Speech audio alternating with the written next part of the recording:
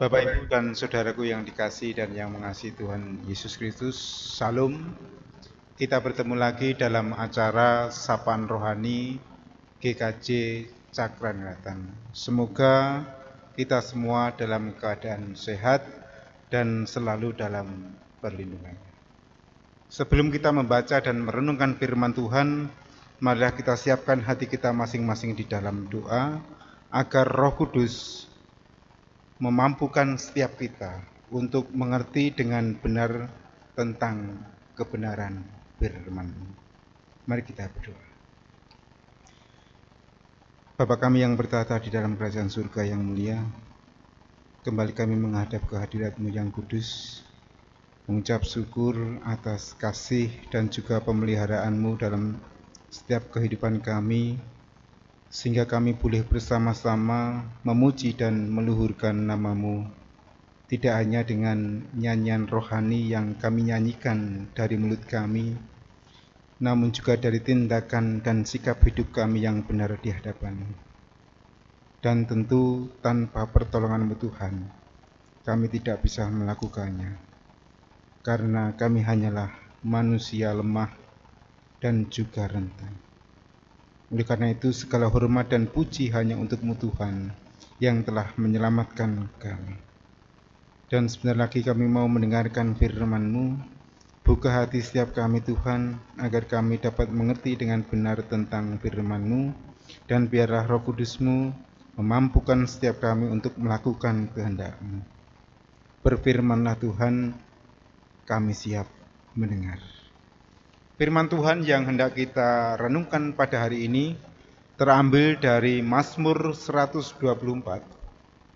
Mazmur 124 ayat 1 sampai ayat yang ke-8. Namun untuk mempersingkat akan saya baca ayat yang ke-8 saja. Yang demikian firman Tuhan. Pertolongan kita adalah dalam nama Tuhan yang menjadikan langit dan bumi. Demikianlah firman Tuhan. Renungan sapaan rohani pada hari ini kami beri tema Pujilah Dia yang telah menyelamatkan. Pujilah Dia yang telah menyelamatkan. Bapak, Ibu, dan saudaraku yang terkasih dalam Tuhan Yesus Kristus, Mazmur 120 sampai 134 merupakan nyanyian ziarah. Dan nyanyian-nyanyian ini dinyanyikan oleh orang-orang Israel pada waktu orang Israel ini berziarah ke Bait Allah di Yerusalem.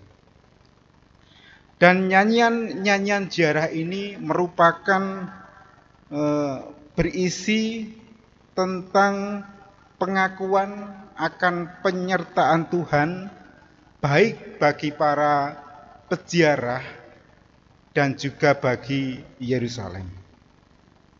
Dan terkhusus Mazmur 124 menggambarkan pengakuan Raja Daud mengenai kelemahan dan juga kerentanan manusia. Di sana digambarkan bahwa musuh atau bahaya itu adalah seperti manusia yang bisa menelan hidup-hidup orang-orang Israel. Dalam kondisi yang demikian, orang Israel tidak bisa melepaskan dirinya sendiri. Hanya ketika Tuhan memihak dan menolong mereka, maka orang Israel ini bisa lepas dari bahaya. Dan ini juga digambarkan seperti lepas dari gigi pemangsa dan luput dari jerat penangkap burung.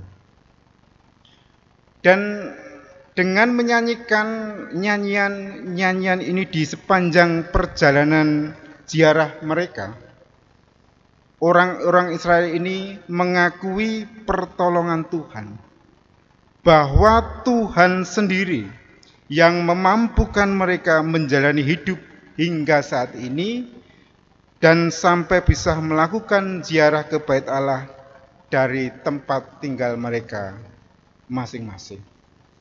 Pengakuan akan kerentanan manusia dan kekuasaan Tuhan ini ditegaskan lagi di dalam ayat yang terakhir.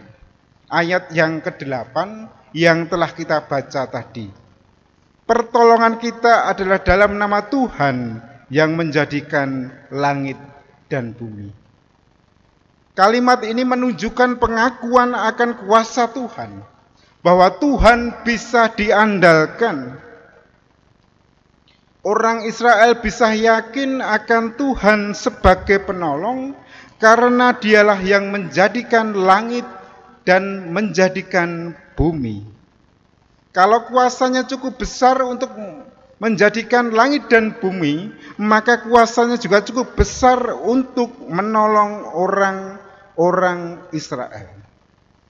Bapak, Ibu, dan saudaraku yang terkasih dalam Tuhan Yesus Kristus, Mazmur 124 ayat yang ke-8 tadi tentunya sangat kita kenal.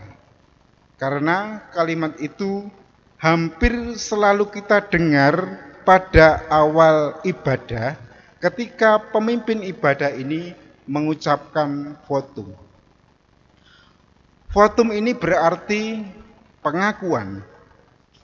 Dalam hal ini ketika kata-kata ini diungkapkan sebagai votum pada awal ibadah, itu berarti gereja mengakui bahwa ibadah diselenggarakan bukan karena kebaikan atau kehebatan manusia, melainkan karena pertolongan Tuhan sendiri.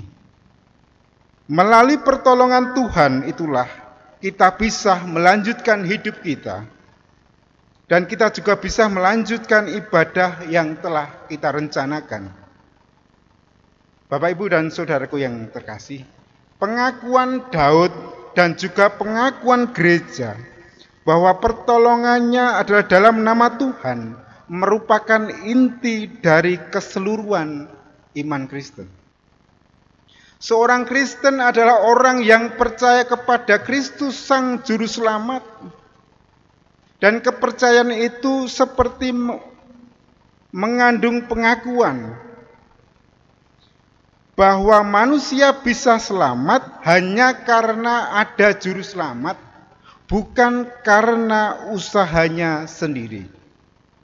Hal ini harus kita tekankan, bahwa manusia itu tidak bisa selamat oleh usahanya sendiri.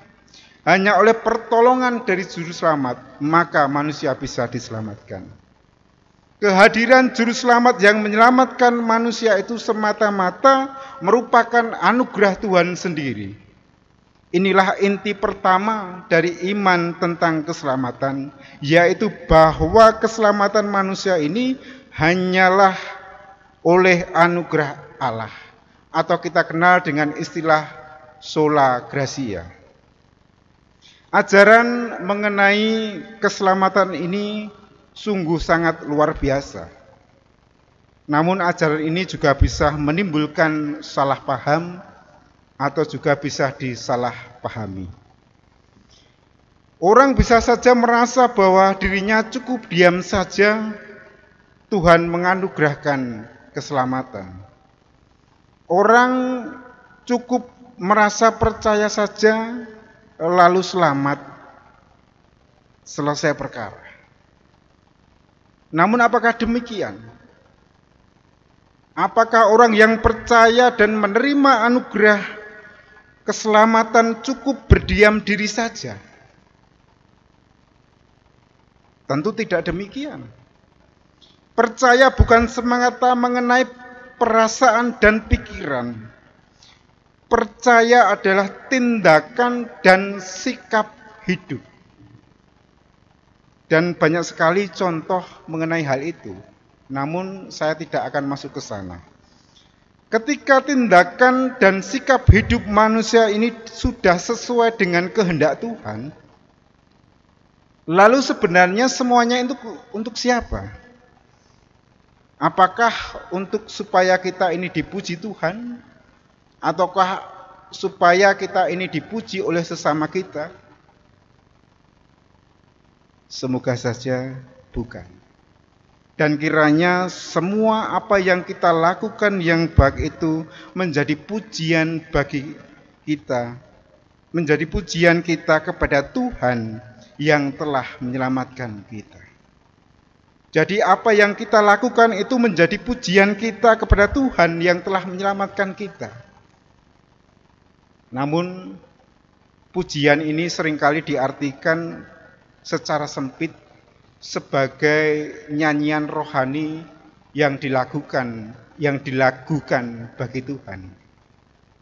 Namun jika kita mau meluaskannya, pujian kepada Tuhan tidak hanya berwujud nyanyian dari mulut kita, melainkan dari keseluruhan hidup kita yang benar di hadapan Tuhan.